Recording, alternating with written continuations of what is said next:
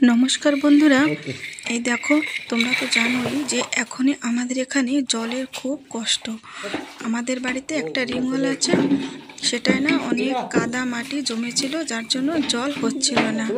তাই আমাদের গ্রাম পঞ্চায়েতের যে প্রধান আছে শ্রী প্রকাশ মণ্ডলজি, ওনাকে একবার তোমার দাদাভাই শুধু একবার বলেছে, একবার বলতেই উনি পঞ্চায়েত থেকে লেবার পাঠিয়ে দিয়েছে। দেখো, 6জন দাদাদের পাঠিয়ে দিয়েছে, তারা এসেছে। আর দেখো কি সুন্দরভাবে আমাদের রিংওয়ালটা সাফাই করছে।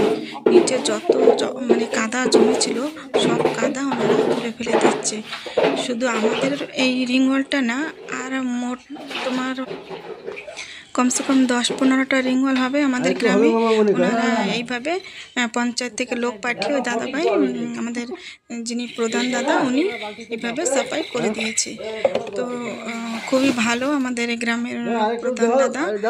তো মানে সবার জলের অসুবিধা এখন, তাই একবার বলতেই উনি সবার রিংওয়ালটা সুন্দর এইভাবে তারা সাফাই করে দিয়েছে। আর খুব ভালো এনারা কাজ করেছে, আমার তো অনেক ভালো লেগেছে। আর আমাদের গ্রামের যে প্রধান দাদা, ওনাকেও অনেক অনেক ধন্যবাদ আমাদের এই রিংওয়ালটা সাফাই করে দেওয়ার জন্য। আর আশা করছি যে এরপর আর আমাদের আর জলের কষ্ট হবে না।